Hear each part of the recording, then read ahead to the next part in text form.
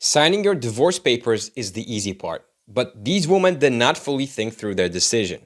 This first one is a pretty strange take on the traditional idea of marriage, but hey, who are we to judge? We're together, but we're not together. Okay. Open. We do things with each other all the time. I still love him with everything in me. And when he ready to come home, he come home. He just choose to just do what he do. I don't believe in marriage no more. Okay. It ain't what it used to be. Okay. So my thing is being together is everything. You make it work still. When it comes to her and them 5 kids, for 18 years, I'm going to make sure they good. My daddy wasn't there. I'm going to make sure I'm there. I've been there 18 years. My daddy wasn't there. So, you got to think about it. I watch everything, and I always said I'm going to be the opposite. Is it a decision to not get married, or did it just not end up that way? I don't know. I just feel like why get married when you could just still be together? And 10 years, common law, you're married. So why go through paperwork? And if anything happened, you got to go fight and do this? No. A lot of people marry and they can't go through thick and thin for better or worse or all that. I done did all that. We ain't walked down no aisle, and that's why we still here with a smile. This next clip is a classic example of what a meltdown looks like. My husband left in August. I like to say 6 months ago, but however many months August was ago, feels like 7 years.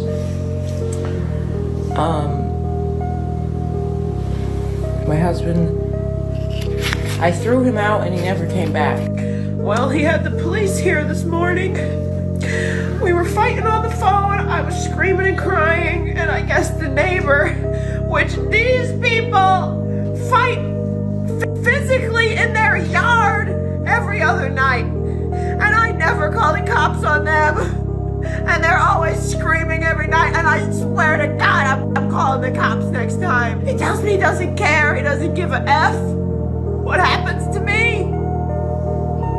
I didn't do anything to this man but be a loyal wife for 5 years. All I did was take care of him. Today, I'm gonna go to the food stamp office because I don't know what else to do. He hasn't sent us a dime, we don't have food. Maybe he needs formula. My Wi-Fi is about to go off. I had to pay my own car insurance to Geico, and I'm blocked on everything. You want to hear what regret sounds like? Just listen to this woman talk about her divorce. You know, life after divorce. As a woman, I would honestly sit here and say, as much as I've made the decision and the choice to divorce my husband then, I also regret it. I don't regret it because I still loved him, but I regret it because I feel like I denied my children the right and the opportunity to have what people call a normal family. Now today I'm sitting with kids who are in the statistic of divorce. So as much as I've divorced, I would never ever advise anybody to go through a divorce. This dude gets a 10 out of 10 for dealing with bad news well. I think he's gonna be just fine. Peace. I'ma say my mother peace. I'm not playing. Ma'am, how can I help you? Stop the car.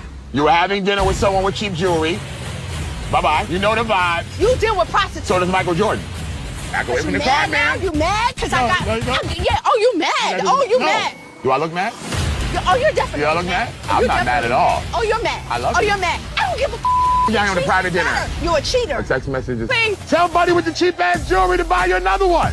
You go get your phone. We holler at you. You wanna beat this Later. mother. Came up and he broke my mother phone. Oh. This next one, well, you gotta hear it with your own ears to fully believe it. All right, Marcia, I got something really simple for you today, okay? Yeah. We listen, but we don't judge, okay? Oh, I know that my dad gets in prison. Oh, no. One more time. I actually didn't hear you. One more time. I know that my dad gets butt in prison because you know that thing about like where if they like they let the top of their butt show. I don't know about that personally, but go Okay, ahead. well if you let the top like your butt crack show in prison, apparently that means you're down to get like pounded. And so my dad had like a prison photo shoot that he posted on Facebook, and I saw it like a long time ago. But when I looked at it, the only thing I noticed was like the 8 bottles of lotion on the side table. Like at least have the decency to move those before you have a photo shoot.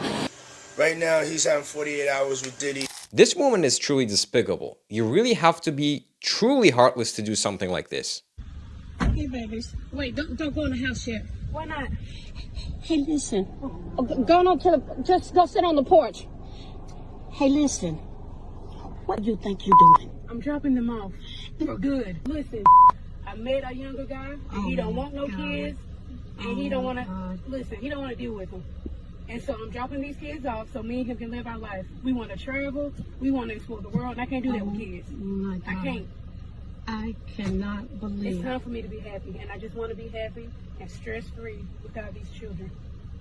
That's all I want. Then you should ask me, baby. I shouldn't have to ask. You are the grandparent. It's respect, Angel. It's respect. Well, I hope that you respect my decision on moving on my life with my new man and no kids. I'm not raising your kids. Well, I'm not either. Well, I don't know what to tell you because I'm not doing it. I'm just letting you know right now I'm not doing it. Well, this situation is clearly a mess, and it doesn't seem like it's gonna resolve itself anytime soon. He's our boyfriend. He's your boyfriend? Yeah. You have no relation to this person? He's supposed to be our boyfriend, but you know. You're all, both your boyfriend? Who are they to you? Nothing. Nothing to them. I got one time and they won't stop there by. I told them my cousin's dying. Don't come around here. I got my family coming. I said I got my family coming. Stay away from here. I got my cousins dying right now in the hospital. My mom and dad are coming. They're 90 years old. And my sisters are coming. Go away. They're like, no. They're jealous to have my girlfriend here. Right? This girl's very clearly feeling the full impact of what she just did. And whether it was a good idea or not, only time will tell. I literally just got divorced. I'm done. I don't ever have to see him again. That was so hard. That was so painful. I couldn't look at him. I couldn't say hi. I couldn't say bye. I just walked away.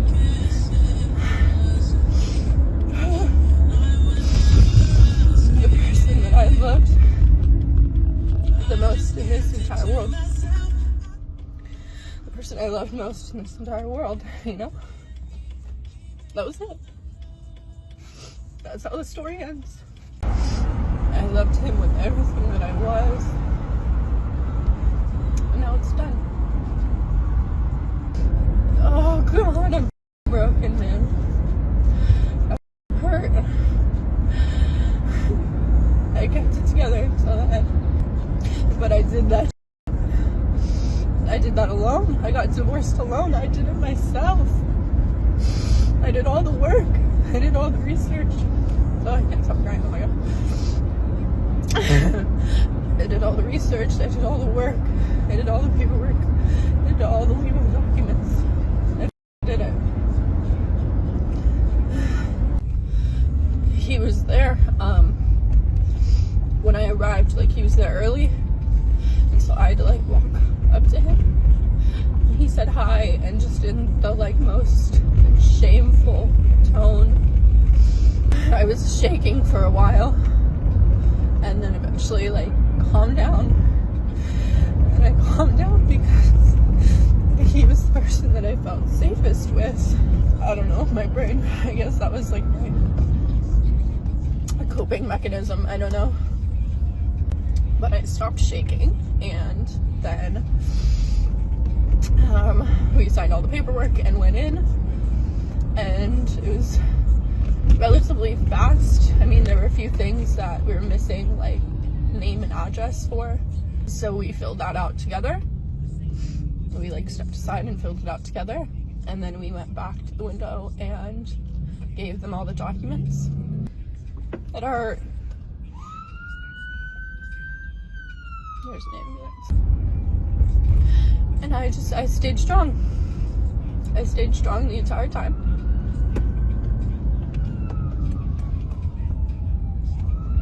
Oh man, I almost crashed. There's a lot going on. But I'm gonna go to the pier. I'm just gonna sit at the beach and take a few deep breaths.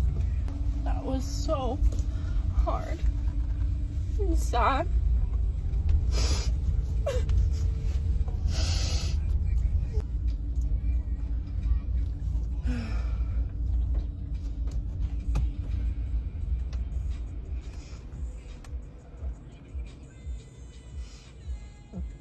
Let's face it, texting can feel like a dead end for guys. It's not easy to build that spark or keep her intrigued. That's why even I use Texting Wingman. Whether you're on a dating app, texting with your flirt, or want to get advice on your situation, you just share your contacts, even screenshots, and get tailored advice in texts to send. Want to see how it works? Try it for free for 7 days with the code AURA. This woman really does not put any value on what her husband brings to the table, which is not a good sign, not one bit. Today is my 3-year wedding anniversary. This has been hands down the most depressing, miserable, horrible 3 years of my life. I've never hated another person more than I hate the person that I married. I run my ass off and I do everything for everybody in my life. He goes to work. Yeah, his job's hard. Yeah, his hours suck. He works. That is all he does. I am 30 years old and I'm literally begging for the bare minimum every single day. Yeah, I don't work, but the amount of weight I carry, I can tell you why I've stayed. Money. It's that simple. I wanted to be a stay-at-home mom. And yeah, I know I can leave because trust me, I am leaving. But people can't just walk out and leave one day when you have kids and 12 years of life wrapped up together. You can't just walk away with nothing. In sickness and health, better or worse, like, no. You gotta have a plan. A few moments later. My husband left the night that I posted that original video. Already broken. For as much as we tend to show the woman's point of view, hearing a dude talk us through his own experience with a divorce is a refreshing change. Something that you don't hear men talk about is coming out of divorce and having to rebuild their life. Rebuild who they are, rebuild their career, literally starting from scratch. Take me, for instance. Here I am. I'm living in my toy hauler, rebuilding my business from the ground up. I had a beautiful house, 10 acres, horses, tractor, huge shop. Man, it was nice. Would I change anything? Would I do it all over? No. I gave everything I had into that relationship. And there was a point where I had to accept defeat. And I had to move on. Here I am. Starting over. Becoming a better person. Focusing on who I am and where I want to be in life. But it's humbling. Starting all over. But I wouldn't change it for anything. But it's tough. If you know someone, male or female, that's going through that, that's in their rebuilding phase, that are coming out the other side, pat them on the back. Cheer them on. Support them. Because they could use it. This woman seems to have a more surface level opinion on what she misses about her old life. In other words, it's a little shallow. Hey, it's Jenna. Recently divorced and kind of figuring out this new way of life. I was married for 23 years and with that person for 3 years prior. So for a total of 26 years of my life, I have been out of the game of dating, making friends, going out, and stuff like that as a single woman. In her 40s. Yeah, I'm 47. So I've raised children. My children are adult children now. And it's kind of interesting because it's so lonely at this stage in life after divorce, especially with older children, because you make all your friends when they're younger, or at least I did. I met my friends mostly through my kids' activities. I was a stay-at-home mom and I took them to practices, I went to school, all that stuff. Hey, it's me, Jenna. Recently divorced and trying to survive this year. I'm gonna be honest, the random things that trigger me are the craziest things. I'm sitting in my car, literally sitting in my car, trying to pull myself together because I did what any mom does and I pulled an emergency drive to my daughter because she needed something, and drove an hour because she's at college to drop something off, and was just so thankful that like I could do it for her and fit her in my schedule. And the littlest thing she said just triggered me, and this is the second time in a week that my child has triggered me without even meaning to. So we're getting ready to leave, and she's like, well, I'll be home because I'm going to be at the Clemson Notre Dame game because Dad's going to take us all.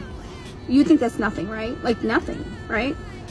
And it instantly, like she instantly saw a switch in me, and she's like, what's wrong? And I'm like, nothing, because, you know, I don't talk about that stuff. I don't want her to worry.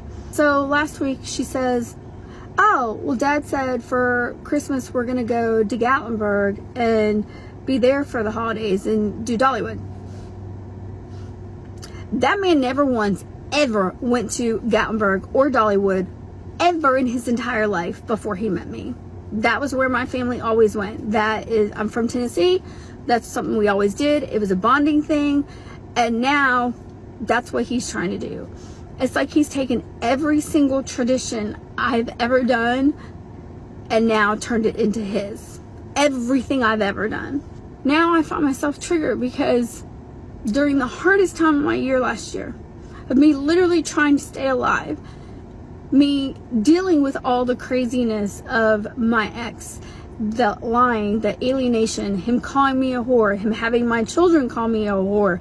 Why? Not because I did anything bad, because I wore spaghetti straps and all that. And the only way that he could use my children against me was to say I was on social media. I'm a photographer. I make silly TikToks. Honestly, I probably progressed more with my TikToks because at first they were just pictures.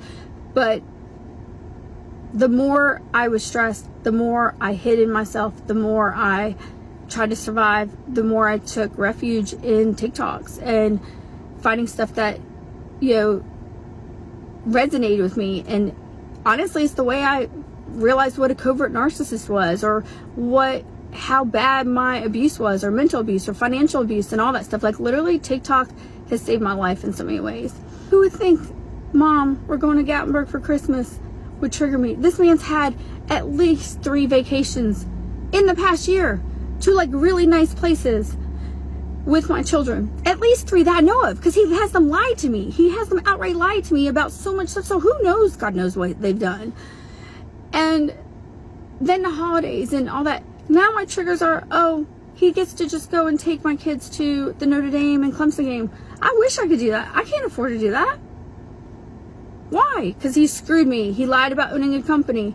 And there's ways to prove it. I'm trying to be happy and show my kids that like life can move on, but the triggers, the random triggers that had me sitting in a Quick Trip parking lot trying not to cry. Why? Because my ex has so much money. He makes more than $18,000 a month easily, or at least he did. He made almost $1 million the year before we divorced and then lied about it. He has all the money at his fingertips to do whatever he wants, to buy my children, take them on trips, take them on vacations. Why I literally have the bare minimum to pay my bills, on top of trying to restart a career because it was a hobby, because I was a stay-at-home mom. And now I sit here with the triggers.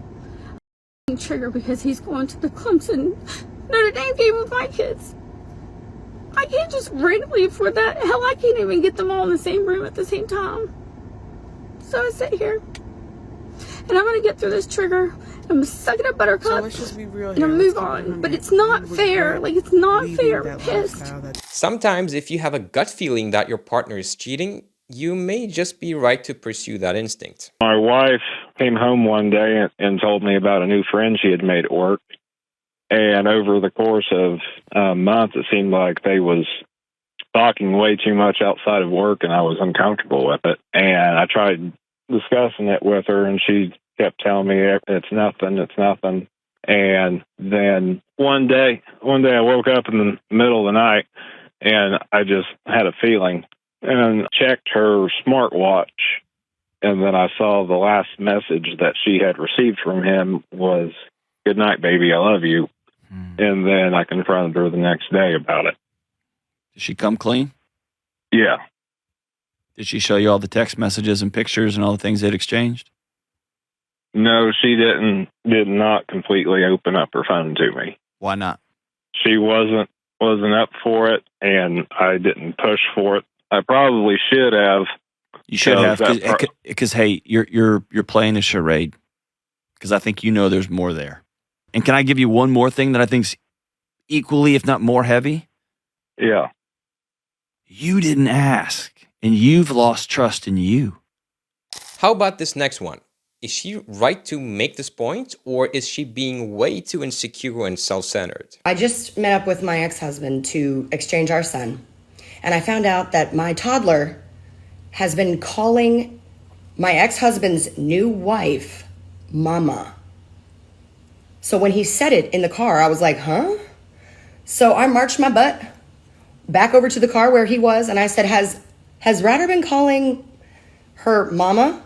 And he said, yeah. Why? He said, because she is his mom when you're not there. I said, she is not his mom. He said, she is when you're not there. Am I just in my emotions of being upset about this? Because I birthed him. Personally, I feel like I'm the only one that gets that privilege. I would just like to know your guys' thoughts about this. There's nothing like seeing someone who is clearly entitled getting their point ripped apart with logic. I want a man that's definitely going to be able to pay the bills, like take care of me, but I still want to be able to have the option to work and do like my career, have a career and still have kids. Okay, so you want it all? Yeah. Okay, how much money is a man going to need to make to be able to pay all the bills for a family of 4? Probably well over 400K. What percentage of men in this country make over $400,000? I would say maybe 2 to 4%. Probably not a lot. 1. Okay. 1%. So let's go back to what you said. I feel men don't care about what you feel. We think, act, and do. Men hit the financial stride between 45 and 55. Are you prepared to marry a man that's 45 years old or older? No. So you're a delusional black woman. This one might sound a little harsh, but hey, at least he's being honest with her. Why do men work so hard to get you? And then when you finally get them a chance, they won't put in the work to keep you. Oh, you thought just because I was chasing you, I actually wanted to catch you. Yo, getting you to do that thing you normally don't do for other men, for me, gives me an ego boost, but that don't mean I want to keep you. Sometimes I do it for the sport. Collecting women is a sport to me. And let me tell you something. All my life, I've been taught how to gain a woman's attention, but secretly inside, I've never been taught how to keep it. But hold on. I learned how to pass the interviews, though. I learned how to say all the right things. Matter of fact, I don't get past the dating interview space. That's why I'm so good at it. Every 6 months, I start this cycle over and over and over and over and over and over again. And that's why you fall for me, is because I'm a serial dater, but I do not like commitment. I chase you not to catch you. I chase you because it's fun for me. And it gives me something to do. You thought I was texting you good morning because I was actually concerned about your morning. I text you that because I was bored as and to be honest, because I don't know how to fulfill myself inside, I look for validation from women like you. So here you are acting an ass for me, even though I'm an ass to you, and that does something for me. So just don't confuse me chasing you for me wanting to catch you, cool? How the hell did this woman not understand what her husband was feeling here? Hey, what are you doing? I came out to check on you. Huh? What are you doing? Thought you were working. I'm looking at this. What is it? It's wire. It's a spool of wire. And I'm almost out of it. Can you see the spool of wire? Mm-hmm. I'm almost out of it. Okay. And I've had this spool of wire for like 40 years. I bought it like this it's not a piece of a long time ago, but it's like 40 years of my life is in the wire that's gone. Does that make sense? This is what's left. I'm sorry to hear that, and I'm sad for you, but you're wearing your Jets hat, and I'm a little concerned right now that you're wearing your Jets hat. I thought that's why you were crying. Okay, I'm done. You can tell within the first 20 seconds of this clip that she needed to hear this. How come men say they want a woman with their together, but then when they get that, they get intimidated and leave for a lesser value woman? Have you ever met a rich, lame? Yes. Many of them. Several. Right. So having money doesn't disqualify a man from being lame, right? Right. No. Okay, right. Having success doesn't disqualify a woman from being a terrible partner. That's also true. A non-listener, someone that makes it hard that doesn't know how to be present in a relationship. When you say lesser, right, you may be, to your point, describing somebody that doesn't make as much money as you. But maybe in that relationship, he feels heard, seen, valued. And what I'm saying is, with you, you have to ask yourself, if you are choosing men that you look up to, men that you feel like in their own right are pillars of the community, that have a great voice and discernment. And if you keep finding that these men are saying to you, hey, there's some things that maybe you can correct over here, and you keep excusing that, then now you're not making those improvements. Now, I'm not saying that that's you, but there's many women in here that are scapegoating the fact that they keep running away from men to your success, when it really might be your character. And maybe that's where you need to look. Sure, this dude kind of got screwed over here, but at least she apologized for it, right? Ladies, let me tell you the quickest way to lose your man. I have been waiting to see the Ravens play my whole life. I've been waiting for the Ravens to play. I'm from Wisconsin. They came to Lambeau Field. I said, if there is some way, I paid for the most expensive tickets. I got the closest to the field. I was so close, I could reach out and probably grab Lamar Jackson. Started off good. I got a towel from a worker. Fourth quarter comes.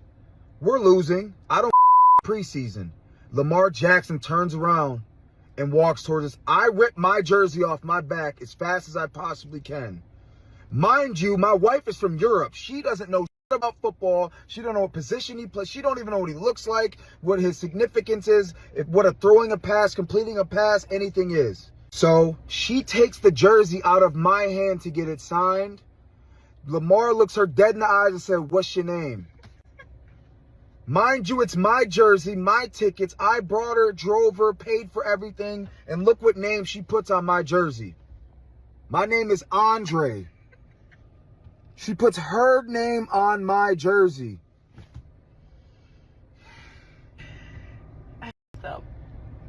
You're on the first flight back to Europe. This next one really begs the question, why are they even getting married? I just found out that my husband went on a last first date with his ex-girlfriend a week before we got married, just to make sure he was making the right decision. The girl that my husband was dating before me was, in everybody else's words, completely perfect in every way. And they've all made it clear that they like her a lot more than they like me. The amount of times I've heard from his friends and family that she was the most beautiful, smart, kind, successful girl, too many times to count. They were high school sweethearts and their families knew each other really well. Then they dated all through college, and a year after they graduated, he broke up with her, which apparently devastated everybody. At first, this really bothered me, but I started to realize that it had nothing to do with me. No matter what girl my husband was gonna date next, his family was always gonna have a problem with it just because they saw her as part of the family, so I just got over it. And luckily, my husband has never given me anything to worry about. When we were dating and this all first started coming up, he made it so clear that he was confident in his decision to break up with her. He said that she was an amazing person, and all those things that his family and friends say about her are true. She's beautiful and smart and kind, but they weren't compatible. They weren't looking for the same things, and he just felt that he wouldn't be happy with her for the rest of his life. And listen, I'm not hating on myself at all, but I've seen a picture of this girl. Stunning. Like one of those people that you're like, I didn't know genetics could do that. You know that the world is moving in a very strange direction when someone can brag about this with a huge smile on their face. I've been railed by 300 people in 6 months. 300. Bro, that's almost like 2 a day. Why the hell are these people even talking to each other? They should just move on and be done with it. When you had an affair with my wife shortly after we got married, she got pregnant and had an abortion because of you. But Gordon, okay. Well, no, is that a fact? This my first time hearing that. Yeah. Bullshit. Stop. Yeah. Stop. First time hearing that. Yeah, stop. So. But you think Jeremiah's your kid? You guys. Yeah, I told you that. Yeah. Listen, Gordon. No, did you have 2 affairs with my wife at least? But listen. Stop. Why? Did you have 2 affairs with my wife at least? Understand the circumstances, Gordon, and you and I Circumstances talked doesn't about matter. it. It No, either it is or does isn't. matter, Gordon, Okay. because you were going through something. I had no idea what you were going through. Was there adultery committed? I was willing Was there to adultery try to committed? make it work and They're not stand answering by the your question, so don't say side. yes. Listen to me. It's not fair. You know what you put me through. And it was either me, Marriages you in life know what go you put through me things. through. They go Gordon, through things. but what you put me through is not normal. I'm really done here. Gordon. You guys have fun. Sure, it might seem like a good idea now, but when the regret sinks in, there's no undoing the damage. People ask me why I do for a living. This is why. Look at this beautiful, beautiful weather. Absolutely incredible. I am sitting here on my laptop, talking to men, making money from my backyard. On this beautiful day, I went shopping earlier. I got candles, got my nails done on a Thursday. This is why I love my job. I get to sit in the sun and work and make money from home. This one is sure to divide opinion. What do you think? Is he onto something? I think girls, I hate that I truly believe this. There's always someone else that they have in mind when they're in a relationship or they're on their way out. It's always someone else. I've literally experienced this. And you think guys don't? I don't think they do to the degree. It depends for every person, but I think there's just probably someone that is like a friend, and that's why like I don't think there's true like guy-girl friendships, because I think it's like it's someone in their mind that if this hits the fan, that person is a potential. Not that it is or it's guaranteed or it's gonna happen, but I just think they have someone in their mind, like whether they've been like garnering that relationship or not, that depends on the person and like their level of commitment to the actual relationship. But I do fully believe that girls always have someone else that they're like, oh, if this doesn't work, I could start going into that.